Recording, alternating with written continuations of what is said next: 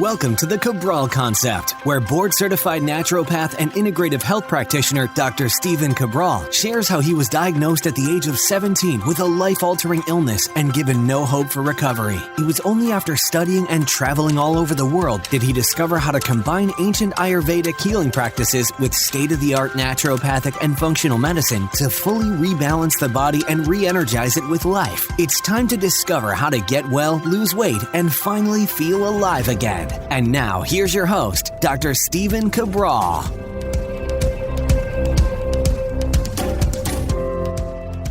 Hi, everyone. We are back with our first Cabral HouseCall of the weekend. I'm excited to get into the show. Before we get started, I want to let you know, just a couple astute people, I think, have commented that the microphone quality sounds a little bit different. And I just want to let everyone know that I have no access to my microphone in my office in Boston, and I won't most likely until the very end of April or beginning of May. So I'm doing my best with the microphone that I do have with me, which just isn't of the same quality. I do hope it's okay. It won't be a permanent based change, but I'll probably keep you updated over the next week or so just to let people know that the sound quality is going to be more like that talking to a friend over the phone using your headset rather than a professional microphone. But again, hopefully I can keep the content there and it will still be as enjoyable. All right.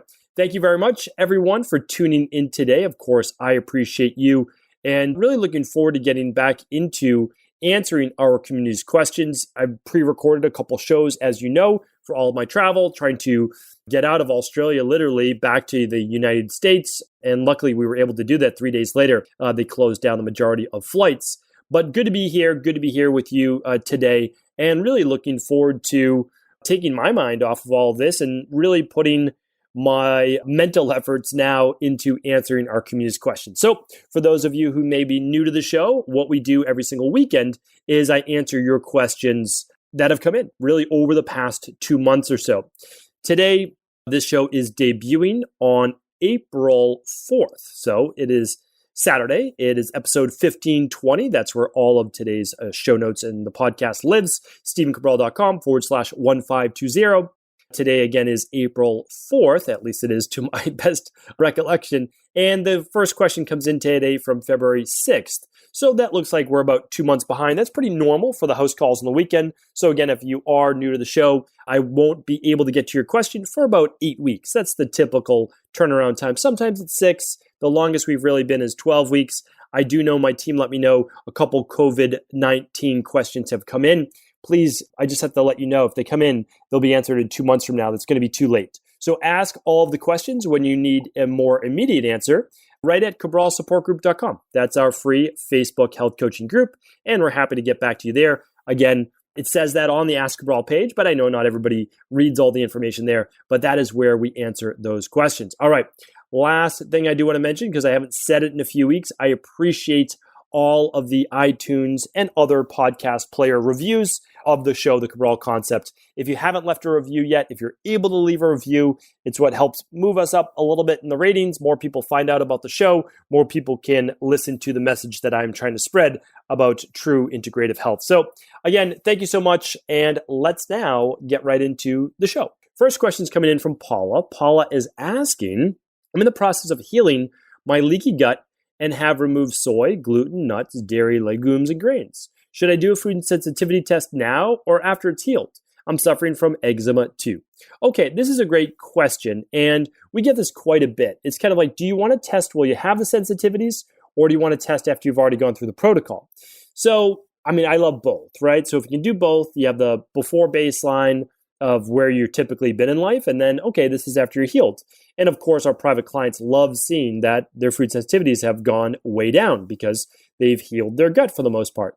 So if you can only test once, Paula, I always recommend testing in the beginning so that you know the foods that are causing the most inflammation in your gut so that you can remove those, and then you won't be dealing with as much of an immune or inflammatory-based process. So I'm all for testing first, and if you're not able to do the follow-up test, that's okay, because your symptoms, of course, will be much less as well. And then maybe you could just do your food sensitivity test once a year like I do. So that's what I would do. And hopefully that helps. Again, if you are removing those foods, great, but hopefully you're using a protocol like the Equilibrium Nutrition CBO protocol, because if you're not using a protocol to heal your gut, just removing the offending foods does not seal the gut back up. You need to be using the proper products and the proper foods, of course, in order to heal the gut. I mean, the body needs glutamine, it needs glycine, it needs zinc, carnosine, it needs all those great things. So that is my recommendation, Paula, and hopefully that's helpful. All right, Maria's up next. Maria says, "Hi, Dr. Cabral. I have a TSH of 1.98, a T3 of 3.5, thus normal, but I have a low free thyroxine of 11.5. Is this possible, or was it tested wrongly?" So, it's great that you're running these labs, Maria. I always recommend people running labs. And even if those labs are only able to be run by your PCP, well, at least you get your numbers, and then you can kind of work with a functional medicine doctor in your area or an integrative health practitioner. So when our friend Maria is asking about thyroxine, a lot of people, or thyroxine, depending on how you like to pronounce it, what she's talking about is T4. So she had her T3 tested and she had her T4 tested, and her T4 was quite high. So when we're looking at that, very, very important, we have to understand the biochemistry of the body, right? The hormones of the body. So when we're looking at thyroxine, or thyroxine in general, we're talking about the amount of iodine-based molecules, and we're talking about the hormone, or T4, that comes before the more active form of T3, which is converted inside of our cells, inside of our body, to a usable form. So it's often said, and this isn't exact, but T4 makes up about 30% of usable thyroid, and T3 is about 70%. And her T4 is quite elevated. So she's making a lot of T4 to make a very good amount of T3. And maybe she's doing that to compensate for a poor conversion to T3. But that would be the only explanation that I see, or more of a conversion to reverse T3.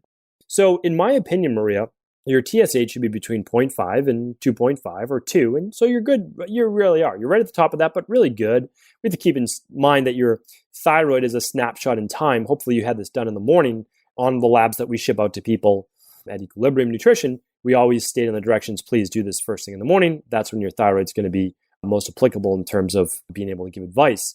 So I would honestly say you're good. If you're dealing with digestive issues, if you're dealing with heavy metals, food sensitivities, gluten intolerance, then there might be more of an issue, right? I mean, there certainly could be stress, etc. But from these numbers, I think they look good. The only issue is what I pointed out previously. That could be an underlying factor. Again, we would only know if we had this retested and this kept coming up. If this is an aberration in one test, okay, no big deal. But if this comes up multiple times, we're going to want to figure out why T4 is at an elevated, much elevated level. Okay, Anna is up next. My son is 11 and once a week suffers from severe migraines and only stop after vomiting. Eats healthy and doctors can't find a cause. Please help. Can only afford one lab test max. Okay, thank you for writing in, Anna, and absolutely happy to help with this one. So this is when we don't need a lab test yet. This happens once a week. I need to know, does it happen the same day or is it a weekend versus weekdays? This is what I would ask you literally if you were a private wellness client in our practice. So when does this happen? Is it the same day every single week? Or the same like Friday, Saturday, Sunday? Like, is it the same time period? Okay. And then I'd want to keep a food journal for your son. And this most likely is not an IgG reaction. I would say it's more of an IgE or IgA reaction. Like, what is your son exposed to for foods within the maximum 24 hours before, maximum. So you keep a daily journal. You don't change anything. What's he typically eating? Oh, fish. Fish is healthy, right? Well, he has a reaction to this type of fish. Like, I don't know. Again, I'm just making that up right now, but you'll be able to find this most likely. Very well could be a food sensitivity or an environmental sensitivity, meaning is he exposed once a week to this one particular area? Like, I'm just drawing at straws, but this is what I do in order to get people to jog their memories. So that's what I would do. And then if you can only run one lab test, and this only happens once a week, well, then I would probably run the Candida metabolic and vitamins-based test. And if possible, I would run the starter kit, which adds the hair tissue mineral analysis as well. Okay, Jasmine's up next. Do I have to remove all grains and legumes until I heal my leaky gut? My IgG testing shows intolerance to a bunch of foods, and I feel very restricted. how long should I remove these? No, I mean, I just don't know that people are following our Equilibrium Nutrition CBO protocol, because on the Equilibrium Nutrition CBO protocol, which is the one that I've been using now for over 7 years, and it is right where it should be as of 4 years ago, and simply the new packaging we put together for the brand new CBO protocol, which debuted just about a week or so ago, just makes it that much easier to follow. That's it. It's the same ingredients. I mean, it's worked for thousands and thousands and thousands and thousands of people all over the world. The only thing that changes the packaging and the instructions to make it easier to follow. That's all. It's not a change really in ingredients at all. Okay, so on that food list that you get with the CBO protocol is very specific instructions. We remove grains for 3 weeks, and then we add them back in, starting with rice or starting with oats. And we test one. How does it work for your body? Any bloating, any cramping, any gas, any skin reactions, any headaches, any migraines, like our friend Anna for her son, right? So that's what we test for, okay? If no, you had them twice. If no reaction, okay, then we keep that in. And the legumes we keep all along, unless they cause you bloating, gas, etc. So again, follow that sensitive gut guide that we give with the CBO protocol, along with the products. You can't heal leaky gut with just a diet alone. It's not going to happen. It's not. It's just, I mean, I wish that it was that easy, but it's not that easy. It's just not going to happen. Even when people say, oh, I'm using bone broth and all that, keep in mind, those are supplements. I mean, if you're supplementing with 3 cups of bone broth a day, it's still a supplement. I mean, it really is. When we drink tea, it's a supplement, right? You're drinking ginger tea versus taking it in a capsule form. And that's okay. Like, there's nothing wrong with any one of those, but I just don't want us to kid ourselves. A supplement is a supplement, and a supplement doesn't mean it's a bad thing. It means, well, it's a very good thing, because leaky gut's not a good thing. So we need to push back with a little bit more of a healing-based process. So hopefully that answers your question, Jasmin. Thank you for writing in. Jenny writes in, hello, Dr. Cabral. I was wondering what you think about Fortibone. Fortibone, the same makers as Fortigel, and would you consider using it in a bone health product? So Fortigel or Fortibone is not something that I use particularly. I will let you know that our anti-aging line that includes all of our like osteoporosis and those types of based products, it was supposed to come out in September. Due to all the manufacturer delays with COVID-19, it will most likely be end of the year, or specifically, it will be in January. Fortibone uses collagen peptides. We don't use those specific collagen peptides. I'm not really against them, but, well, we'll put it this way. I don't use the product, and so you're welcome to if you feel like you're going to get benefit from it. But we have a product that we do use called Advanced Collagen Support. So we use Advanced Collagen Support along with our CalMag Complete, along with our daily nutritional support, along with our omega-3, along with our daily probiotic, which is the Daily Foundation Protocol. So we add the Advanced Collagen Support, and that's what I would recommend. That is 3 patented-based ingredients that have been proven clinically to work. So hopefully that's been helpful. Okay, DB is up next.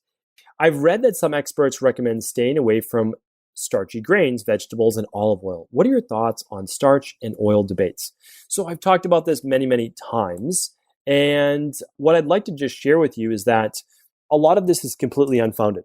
And I don't want to go through a whole repeat of a 25-minute podcast that I've done many times. You can look up shows on phytic acid. You can look on shows on the only proven anti-cancer diet. That would be a great one to start with, DB. They're the only diets that have actually been proven. So please be careful of experts that have not really worked with a lot of people in a clinical-based setting. Maybe they have great research and all that. I mean, 5,000-6,000 years of Ayurvedic medicine, 3,000 years of traditional Chinese medicine, longest lived populations live predominantly on tubers, some grains, definitely vegetables, and definitely olive oil. There are no long-lived populations on a carnivore diet. There are no long-lived populations on a keto diet. Those things are completely unfounded. You can point towards certain groups of people, sometimes pronounced Inuit, sometimes pronounced Inuit, and you can say, oh, well, they're living predominantly off fish. Yes, it's fermented fish, which is different. And then you can point to certain tribes that are drinking only milk and the blood of an animal. Yes, you can point to those tribes as well. They typically live about 10 years less than even our population today. They aren't a long-lived population. They just have less cardiovascular-based disease. So again, I would just want to point out to you that be careful of what you believe. The only thing that we know that helps to prevent the 3 main causes of disease, which are cardiovascular, stroke, diabetes, and cancer, okay? Well, sorry, I added diabetes there. That would be 4th, is a high vegetable antioxidant-based diet. And olive oil, I've given my thoughts on this before, you need to make sure that it's unoxidized, right? If you drink oxidized olive oil, any oxidized vegetable oil, it's not going to be good. But olive oil is actually a monounsaturated fat versus a polyunsaturated fat. So again, answer this. Hopefully that was helpful there. Grains, some people do well with grains, some people don't. And that's grains aren't necessary as a food. I'll just put it that way. You could eat potatoes instead, or just stick to fruit and vegetables. You're welcome to do that. But anybody saying fruits and vegetables are bad for us is very confused, and they're going off anecdotal-based issues. When people eat them, they get bloated. And again, I've answered that before on my carnivore-based podcast. People get relief from not eating fruits and vegetables because they have gut dysbiosis. They have an overgrowth of candida or an overgrowth of bacteria or both. And if you simply ran a organic acids test, we call it the Candida metabolic and vitamins test, or a stool test, you'd find out all sorts of overgrowth that you have. Then you go about correcting that, and then you'd actually be able to eat fruits and vegetables again, which would then allow you to live longer. So hopefully that helps. A little bit of a rant, but I get that quite a bit. And I don't mind answering it, but these experts are really leading people in the wrong direction, especially with telling everybody that they should go low carb too. It's not, you should be the appropriate amount of carbs for your body, but not low carb. That doesn't make sense for the ectomorph or for the Vata body type. Okay, let me go on. Andrea is up next. Hello, horrible eczema on my hands and fingers. Removed all common allergens and have rotated various other ingredients, but no luck. Stool test shows little dysbiosis, but high IgA. Please help. Okay, so Andrea, I would run the Candida metabolic and vitamins-based test to look for Candida overgrowth. Candida overgrowth and intestinal permeability is certainly a big factor with eczema. Obviously, and you've probably already done this, removing dairy, removing gluten, removing eggs. Those are my first three. Those are like, if you can, yeah, for people listening, if you can't afford a food sensitivity test at home, I understand, totally get it. And those are the ones that I would remove. It has to be an IgG food sensitivity test, by the way. Can't just be an IgA. IgA can cause a flare-up redness issue, but you want to look at that IgG at-home food sensitivity test.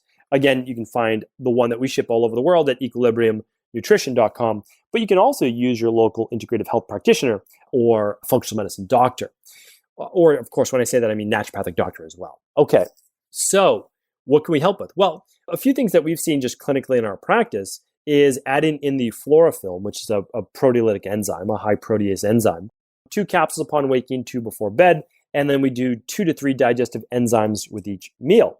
We also use the probiotic acidophilus, and we also use the healthy gut support, and we do those for 12 weeks. We add zinc as well, so zinc picolinate is another one we'll add. Huge fan of that, as well as full spectrum magnesium.